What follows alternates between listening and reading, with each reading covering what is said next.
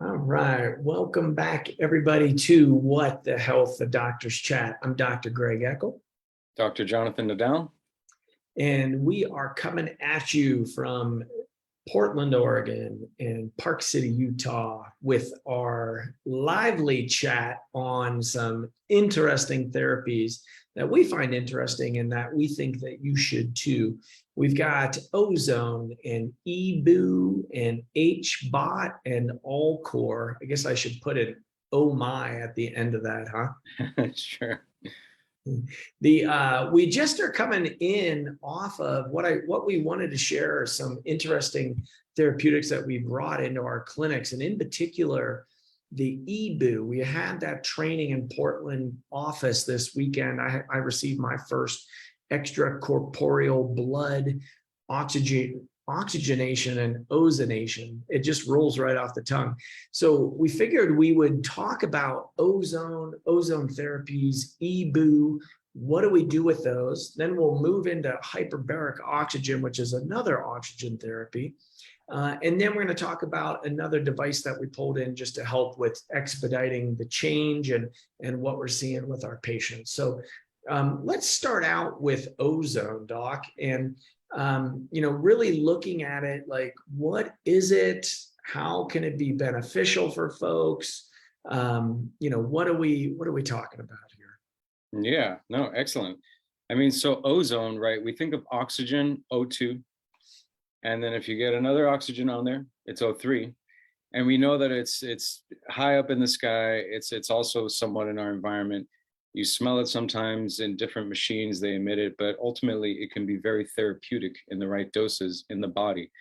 And there's been a few different ozone machines, over the last decade or so that have been used for all types of things like chronic infections and fatigue, just because it helps deal with a lot of the issues that kind of linger in the blood. But, if you fast forward to today, there's so many new and enhanced ways to deliver ozone in a concentrated fashion. And I mean, yeah, we both got that treatment this past weekend, and it is very interesting and exciting to see what's going on. Yeah, sometimes when people think about ozone, they're thinking about the ozone layer, right? Mm-hmm. Which there's a hole in the ozone layer. So is this a good thing or a bad thing for us? The ozone actually is there to protect us from the sun's ultraviolet light, and it is made from the sun coming through our atmosphere. So it is creating that third molecule of oxygen. So it's instead of O2, which is oxygen, it goes to O3, which is ozone. It's kind of that smell that you smell if you've ever been in an electrical storm or lightning.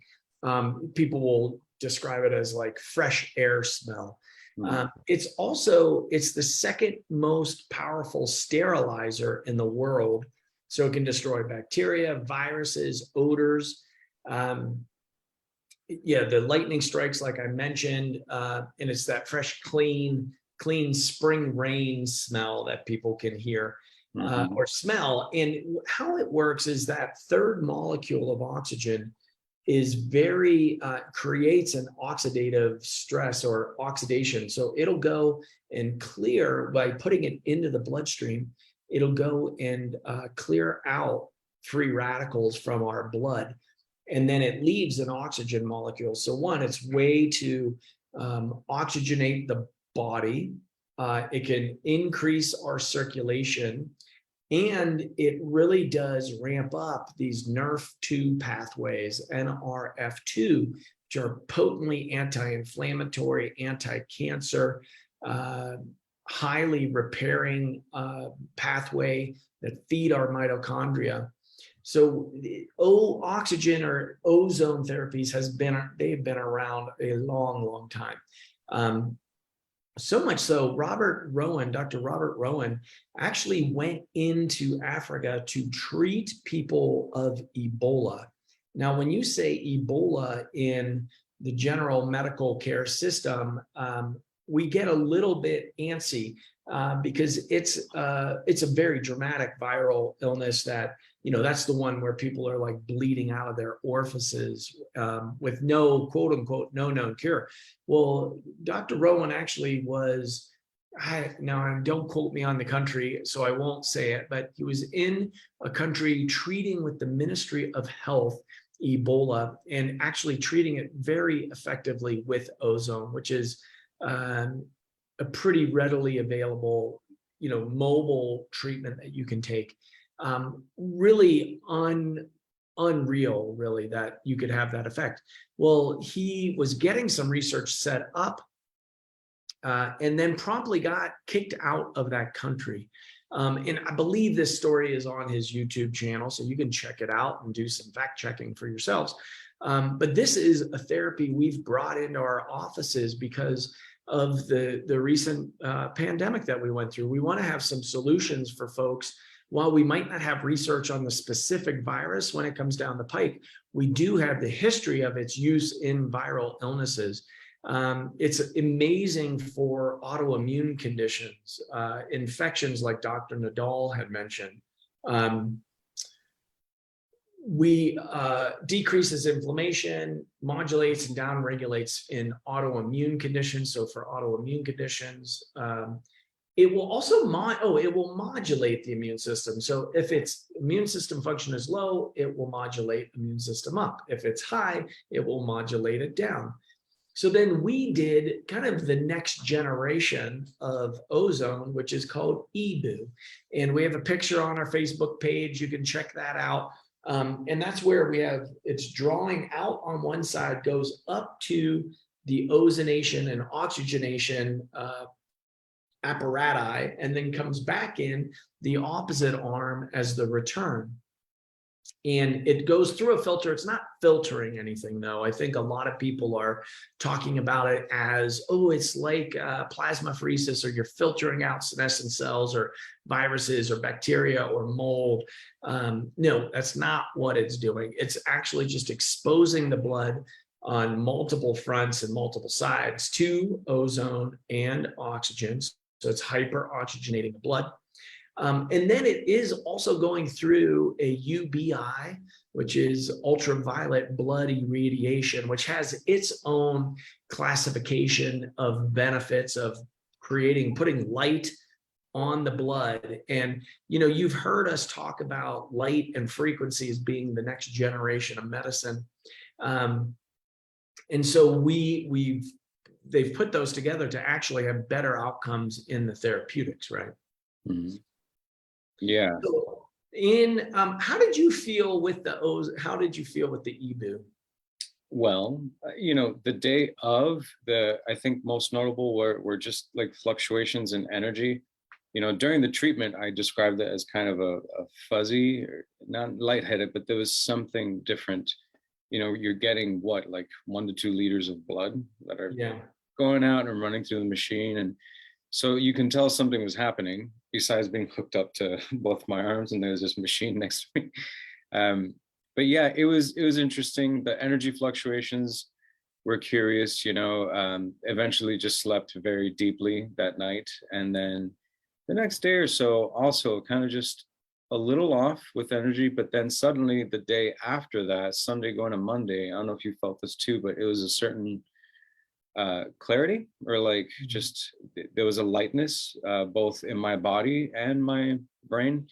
That was kind of unique and different than how I had felt before, and not attributable to any other changes really. So that some of the people we worked with, the other doctors and trainers, I mean, they were talking about experiencing some of these benefits a while after. So even in a week or two, there's still going to be some changes that are happening. So yeah, and this is one equivalent EBOO treatment is about 20 to 30 of the conventional ozone treatment. So we're only recommending people get one of them a week. You can do a series of them, 1 to 3. We think of the indications for this, really long haulers, COVID. I think it's showing amazing progress in some of our colleagues' offices of really helping clear up brain fog, the fatigue, focus, energy.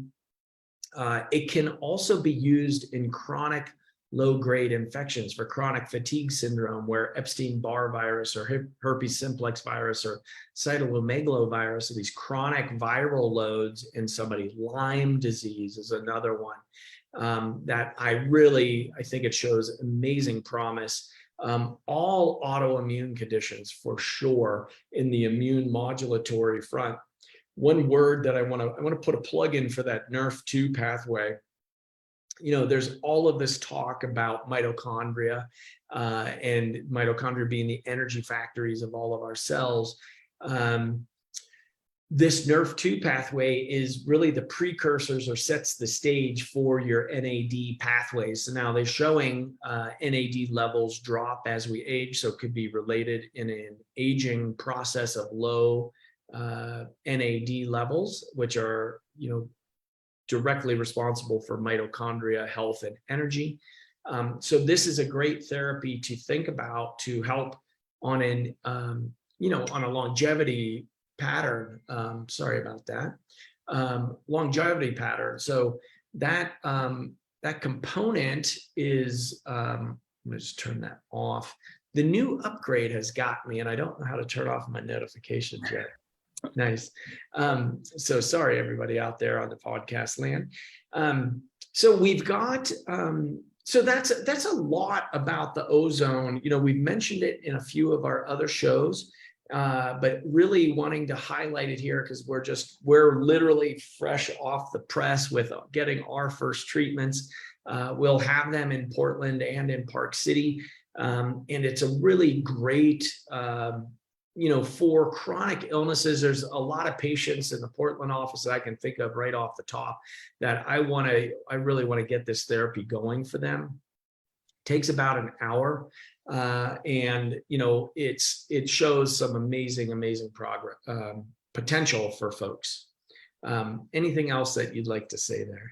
No, that's well said. It's so true. There's, and it's these ideas of it's not that it's cleaning or filtering the blood, right? It's even if we look at some of the devices that it's going through, it's almost like, it's these microscopic, it's almost like organizing how the blood runs through these chambers and down washing the oxygen and the ozone through it, Yeah. and then it goes to the machine and gets exposed to different lights. So it's just to see it on the return, and the difference in color is really incredible. And I mean, I can't think of a patient that wouldn't benefit from it, honestly, because even with some of our autoimmune patients, if they're scared, it's like, wait, it's going to do what to my immune system? It's like, well, no, if something is out of balance this way, it's just going to shift it more this way. And if it's, it's going to bring it to better balance. That's what we mean by modulating, right? Yep. Yeah, and that it's a very safe, it's a proven technology. It's very potent as well. So it's, the first tenet is do no harm. So we're very cautious that way. Slow and steady wins the race. I'm definitely a turtle practitioner on those fronts. Some of the ozone statistics across for ozone practitioners, 70 to 80% of people with chronic disorders said they were significantly helped. That was with 5 or more treatments. So we're saying one EBOO treatment is equivalent to 20 to 30 treatments. So I'm looking forward for those statistics to go up. Again, some conditions to think about for ozone and EBOO therapy: chronic fatigue, autoimmune conditions, allergies, bacterial, viral illnesses, cardiovascular and circulatory issues, because the therapy, the O3, will help with increasing circulation. Lyme disease and inflammatory conditions, and I would put cancer in that inflammatory condition there as well. Yeah. So, when I first got my start in oxygen therapies, because oxygen, we know the benefits of oxygen in the body. I mean, I guess, my funny statement is to remind people to don't stop breathing, right? That's number one. So that to increase your oxygen in your body. But, I did start out, when I first graduated, you either go into ozone or you go into hyperbaric oxygen therapy. I chose the hyperbaric oxygen therapy. We're coming full circle now to ozone, but I wanted to share on hyperbaric oxygen because there's over 40 plus years of research. And we want to highlight some of the conditions that we are seeing on a daily basis in the clinic and what we can do about them. So number one, tip of the hat to Dr. Paul Harsh. He's out of Louisiana. He wrote a book called The Oxygen Revolution. He's also done a tremendous amount of research on hyperbaric oxygen. And so when you look at the research, a lot of it is coming out of his clinic. And so we have him and our patients thank him. Really, he did a lot to move the needle in the United States for incorporating hyperbaric oxygen therapy into a wide variety of conditions. I wanted to start out with traumatic brain injuries, though, and that we're seeing, a lot of research coming out around there. The early human basically experiments were modeled off of animal studies. And that, I think there's this thought process that the sooner thereafter, a traumatic brain injury, we'll talk about stroke here today too. But having it sooner than later, having the therapy started. Now, yes, that is important, but we are seeing people 10, 15 years after a traumatic brain injury, and we are actually showing improvement. Remember, a patient came to us and she had not finished college, and her care team was not in integrative or functional medicine at all, and basically said, look, you've done physical therapy. That's what we've got for you. You've done some occupational therapy. This is after a traumatic brain injury, sugar bee. So they just dumped her at the end of the road. And I know she was really depressed when she came in to see us. After our care and our care plan, she went on to get her master's degree and PhD, and is actually really gainfully employed in the profession of her choice with full faculties of her brain. And that, when I was an earlier provider, I would have just gone into agreement with the conventional thinking of like, look, this has been many years, you've done all of the therapies, that's what we've got for you. But you don't take that as the answer. Don't ever take that's all there is, especially if you haven't engaged in a conversation with us or other functional medicine, naturopathic, Chinese medicine providers, because there you got way more options than you know was possible. And here we're going to just share some of the studies. So like, you want to share one of the studies on severe traumatic brain injury there? Yeah. I mean, over the last couple of decades, that main one, so increasingly successfully applied to patients with chronic traumatic brain injuries of all different severities, right? Because there's a lot of different ways that the injury can happen and the type of long-term damage that it could be. But even early human experiences, like duplicated in animal models that constituted only improvements in chronic brain injury, has been supported, right? So basically they got a couple of different trials, right? They got severe traumatic brain injuries and had those controls, and then mild traumatic brain injuries, and of course, post-concussion, and then they randomized those. And all of them in the chronic traumatic brain injuries were done with a specific dosing range. And no matter how they shifted the dosing range, so long as it was consistent, it showed positive results. Okay, so not only it supported the hyperbaric oxygen therapy for chronic neurocognitive residual damage of the TBI, but it also showed just some significant evidence-based medicine according to the definition of all these, like basically whoever met whatever, like the definition of Saget or the way that you would categorize the different TBIs, it supported it in no matter what way that it was documented. So there's essentially no real comparative effective therapy that achieves the results that were found with some of these studies. And this was straight from Dr. Harsh. You mentioned him earlier. Yeah. But impressive numbers on that, you know? Yeah. And, there are smaller studies. So of the 16 research studies that I found, 9 of them were, delivered by Dr. Harsh. But we still, the other 7 were actually equally impressive. Autoimmune conditions is the next big category that I wanted to talk about. So, what is an autoimmune condition? So those are diseases that occur because the immune system is attacking itself. And so like type 1 diabetes, multiple sclerosis, lupus, rheumatoid arthritis, Hashimoto's thyroiditis, which is the biggest category of hypothyroidism that there is. Most of it is as a result of an autoimmune condition. Conventionally thinking that there's no known cure. And even though, they can be medically managed with some significant side effects and other things like that. A lot of times when you get into a pathology that has progressed, people start talking about biologics, and you look at advertising of Humira on the television.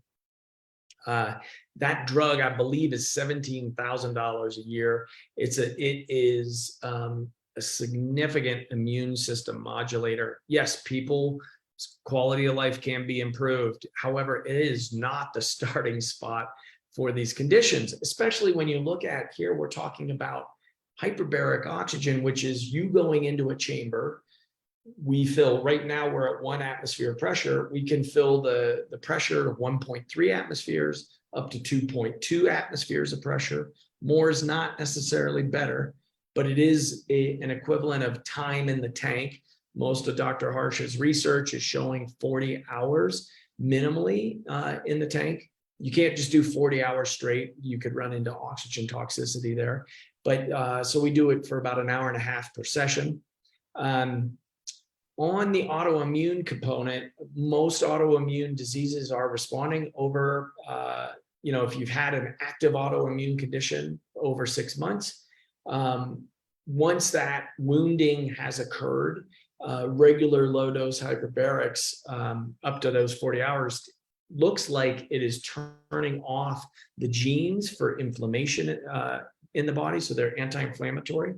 It will also increase your own stem cell production, which is your repair mechanism for your body. It's potently, as I mentioned, anti-inflammatory and helping the body, the tissues heal with getting that oxygen in. So increasing, with nutrition therapy and kind of the full programs that we set up for folks, we rarely use hyperbarics by themselves, but used in a program, you can really accelerate the change for somebody back into what I call Wellville.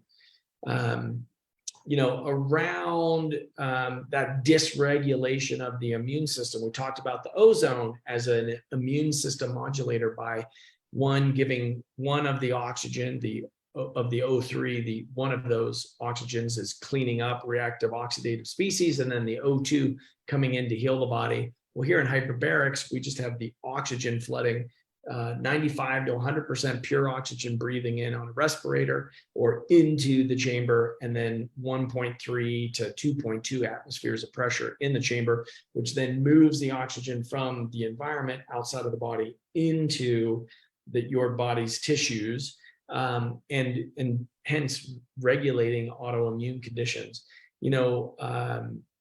Looking at multiple sclerosis as an autoimmune condition. So there's a report out of England, over 700 patients they treated for 14 years. And it just showed that they did not progress in their multiple sclerosis.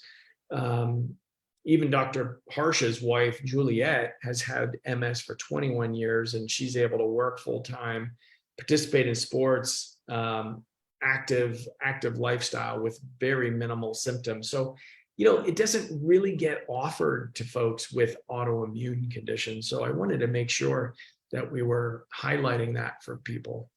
Yeah, absolutely. And then you think about, what are some of the cells that are turning over the quickest, be it our skin, but especially in our gut. Those are the ones that are most prone to some of the quickest damage. And with a lot of autoimmune conditions, it can happen within joints, it can happen in the brain, like with MS.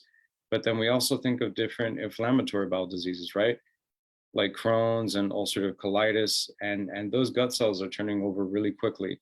So the damage can come on and last a long time. And there's also not a whole lot of support for that outside of the kind of the monoclonal antibodies that you were talking about, those therapies that are just pushing the immune system in a way that's really just suppressing it so the body doesn't attack itself. But yet again, multiple studies with the HBOT showing nearly 300 patients with Crohn's and over 300 patients with ulcerative colitis being treated with HBOT, showing an overall response rate of 86%. That's huge. Okay, in healing the Crohn's and the wounds that develop with it and improving overall symptoms and clinical outcomes. So there's not a whole lot out there that does this. I mean, 86%, you would think that this would make mainstream media and news. However, it doesn't, because there's not a lot of profit in it, and it's not residual income because it's actually healing somebody from their condition. This inflammatory bowel disease is rampant. Crohn's disease is debilitating, and actually people will die of it. Well, what is that Crohn's disease? That is, you are getting a reaction to gluten that is antibody derived. So it's not just gluten sensitivity, but it's actually a genetic disorder where you're not able to process gluten, and then that irritates the bowel lining. The bowel lining produces mucus and then blood, then you fissure, you start bleeding out internally. I mean, it's a really debilitating condition of Crohn's disease. So we see here oxygen therapy. Again, if we look at using the body's physiology, what does it need? We need air, we need oxygen. That's why, we do recommend meditation and breath work, but we also address diet. Like, we want to modulate immune system. So we're just sharing with you the research on just simply hyperbarics in a condition.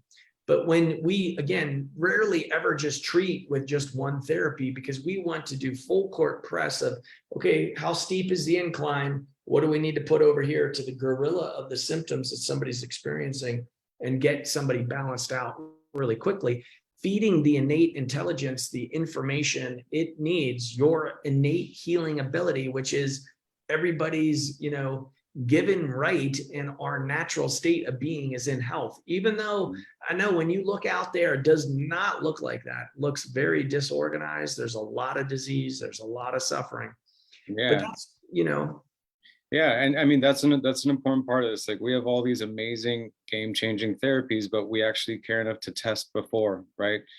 So, I mean, even in the realm of gut health, like, distinguishing between celiac disease with the gluten sensitivity and the Crohn's or ulcerative colitis, and being able to distinguish between any and all of those, right?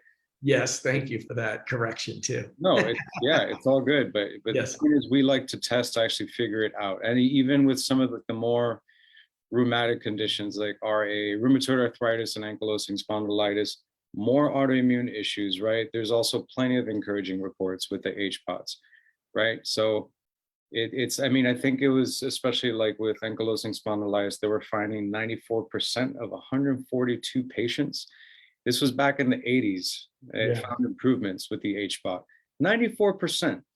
I mean, the numbers are there. It's clear. So, I mean, what's interesting is that they come to our clinic, but guess what? If they buy the HBOT and they get better at home, how is insurance going to make money off of that, right? So, right. Yeah. It is. So that component of just looking at, again, physiologically, how we start using oxygen, good clean water, hydrogen water, organic food, and with nutrient dense soil, like these things are necessary for a beneficial or healthy life on the planet. And look at what our lifestyle does. We can align with a healthy lifestyle, which then also helps our planet. I think a lot of folks are, we're not going to get better living through chemistry. We know the returns on that are in. Our life expectancy is currently dropping in North America. It's the first time ever, really, in history that we see we are getting longer and longer lifespans, and now it's dropping. And that's levels of toxicity. I think it's also a failure of public health and our medical system. And I'm fine saying that, I think a lot of people are seeing how the system has been bought. There is a profit motive in medicine. New law, just as an aside, and I just can't help myself from commenting on it. Governor Newsom just kind of put a gag order on physicians for providing informed consent, that any physician, licensed professional in the medical system in California can now no longer report on findings in journals that go against the dominant narrative that COVID vaccines are safe, that there was an actual benefit from that vaccine, where we see published research and data coming out to go exactly against that, where the number of people vaccinated to be lives saved versus lives harmed, we're now tilted towards lives harmed with the way that those campaigns have gone. And that's not just Dr. Eccles saying it, that's actually published research. And I think it's criminal that the government is getting in the way of doctors and professionals that have really the public's best interests at heart. For the government to step in and put in censorship like this, it's really, we're living at some interesting times. So I wanted to bury that about 3/4 of the way through our podcast today. So for those that are really interested in it, but I definitely, it's something that gets my my feathers up, a little ruffled, because I do feel strongly about it. I too am concerned about that. I mean, even saying that on a podcast, we'll see where this one goes, but people need to know there is a level of censorship happening. So part of why we're bringing you What the Health, the Doctor's Chat, is we want to get this information into your hands so you can be an informed consumer, but also informed for your health. The last category, let's put in dementia. Let's talk about dementia here before we talk about AllCore at the tail end of our show today. Yeah. So I'm glad you remembered to talk about dementia. That's good. Nice. So, I mean, as far as, if we think about what HBOT's doing and just giving this hypersaturation of all this oxygen in our body, but it's also in our brain, right? When we think of like mild cognitive impairment, even like cerebral perfusion and what's actually going on in the brain of someone with dementia or Alzheimer's, they have shown how there are actual blood flow scans that are showing improvements in the blood flow of patients with mild cognitive impairments and dementia treated with HBOTs. So it's not just that they're remembering point X through Z a little bit better in a week or two. No, there's actual brain flow scans that are showing improvement.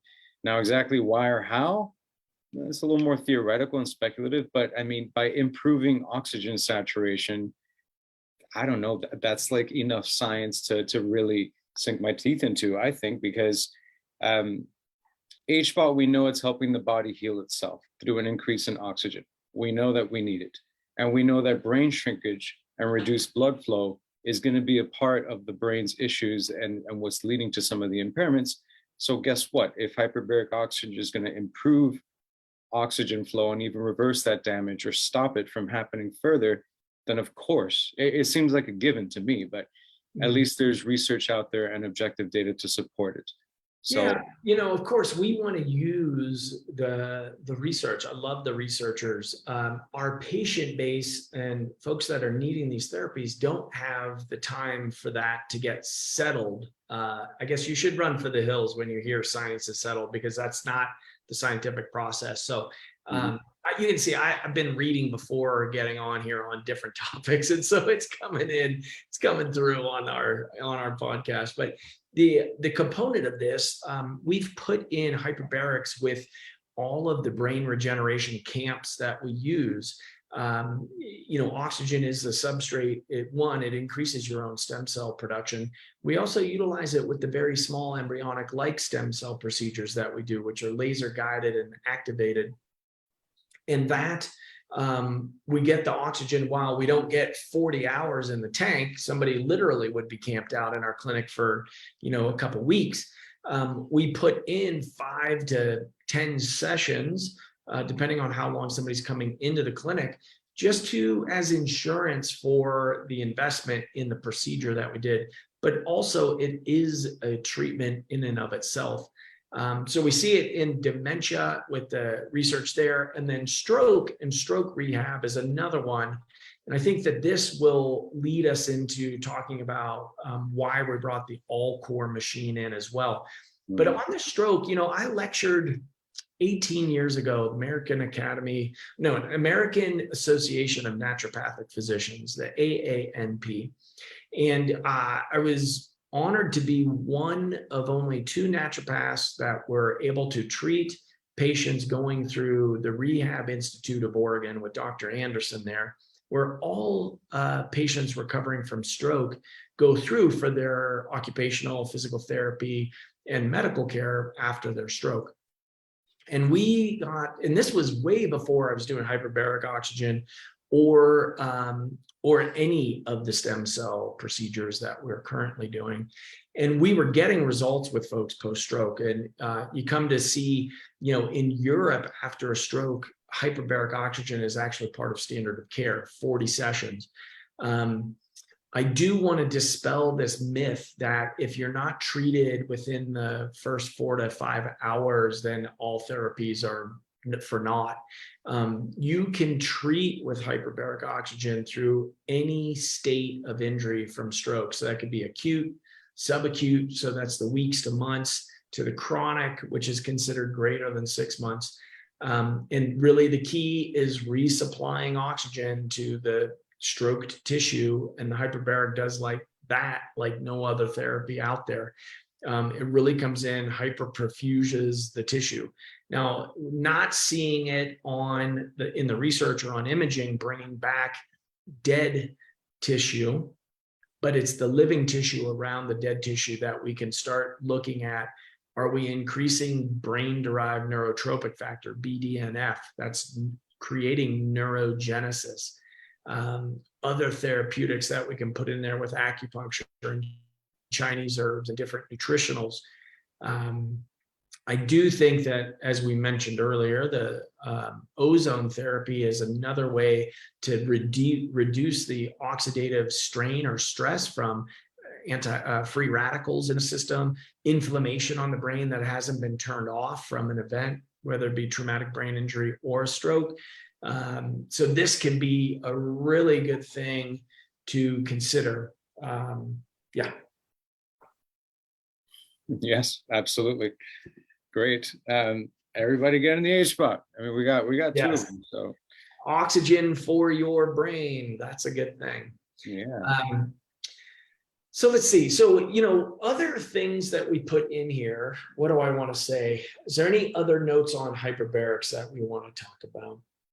It's really addressing the living damaged tissue that HBOT treats. I wanted to make a point of that. No, I think, we're seeing, with Parkinson's disease as well. Actually, I pulled up a bunch of sites that just to have tons of research on hyperbarics. It's hyperbaricexperts.com. We were members of that society for a bit. I'm not sure if we're still in there. They've got tabs on aging, Alzheimer's, anxiety, brain health, cancer, concussions, degenerative disc disease and arthritis, GI tract healing, like we talked about with the Crohn's disease, heart disease, inflammation in general, mold, multiple sclerosis, Lyme. We've seen a lot of benefit with folks with Lyme disease, wound healing for sure, tissue and nerve regeneration. I mean, these are, near and dear to us, and we are out looking at the research for you all and really wanting to pull it together here, not in a mea culpa type of way. I mean, you can do your own research too, but ultimately we're clinicians, and we want to see what moves the needle in the real world.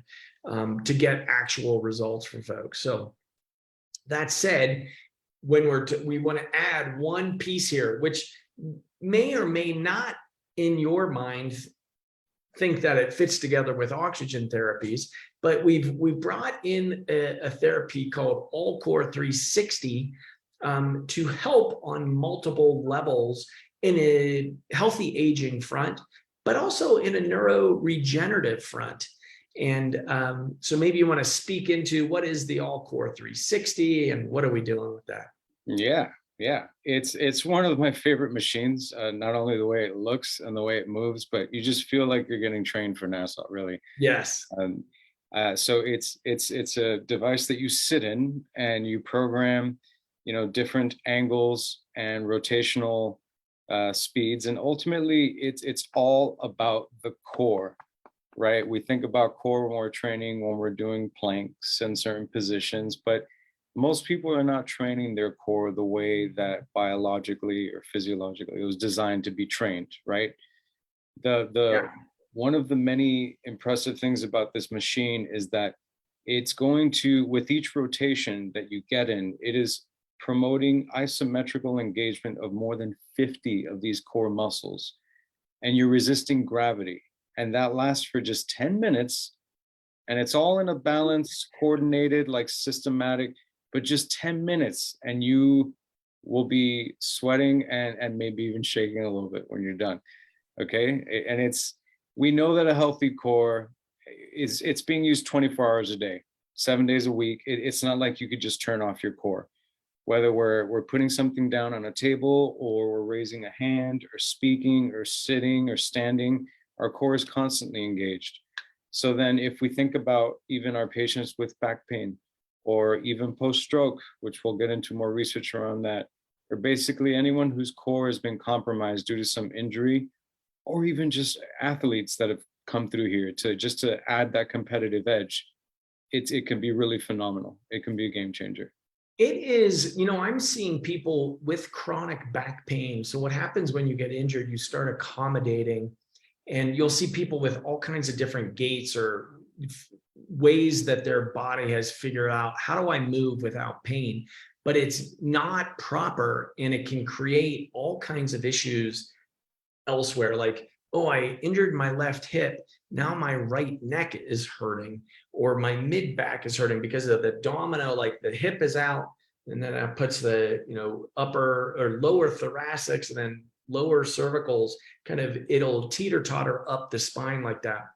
On average, 50% of people, so half the people in pain, will experience a 50% reduction with one ride on the AllCore. So it's spinning in 360 degrees at different levels of intensity.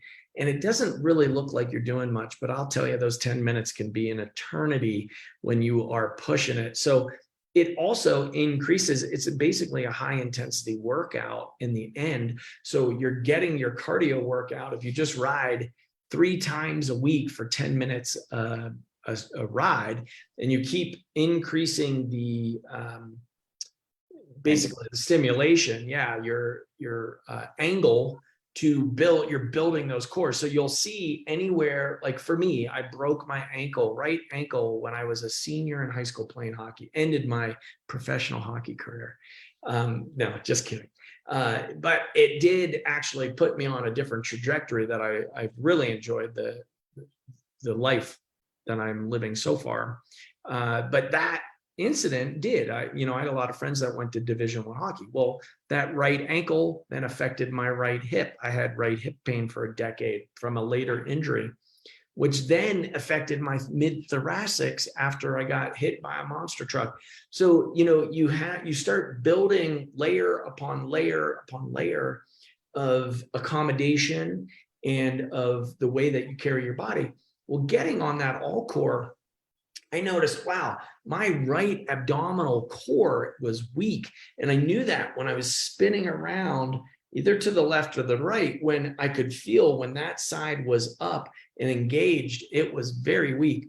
Well, at this point, I think 2.5 months into riding, and I'm riding really consistently. I'm really liking the results as well. I don't have any more back pain.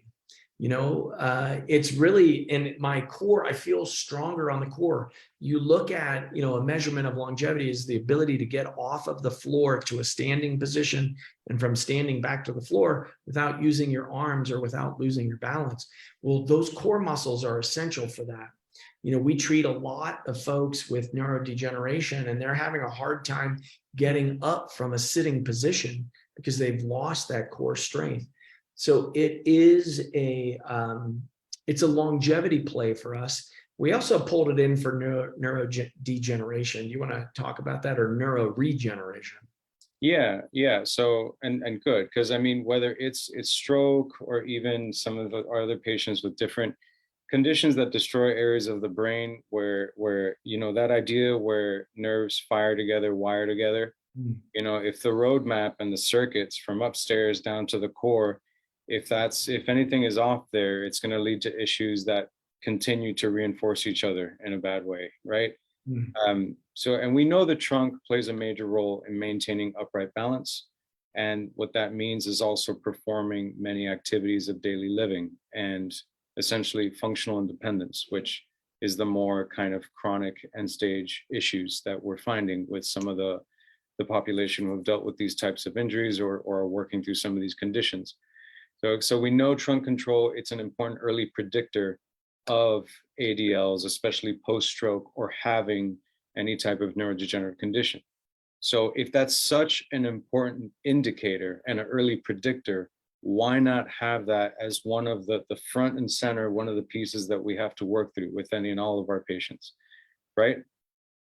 Yeah. I mean, it is, I really love it on the proprioceptive component. Like it is that firing and wiring together to increase the neuroplasticity of the brain and get better results for folks. So it is, if anybody listening, viewing, if you're close to either of the clinics in Portland, Oregon, and Park City, Utah, stop in. We'll give you 2 free rides. Like, come in and just try it out, because I think you're going to be surprised at how much goes into the core.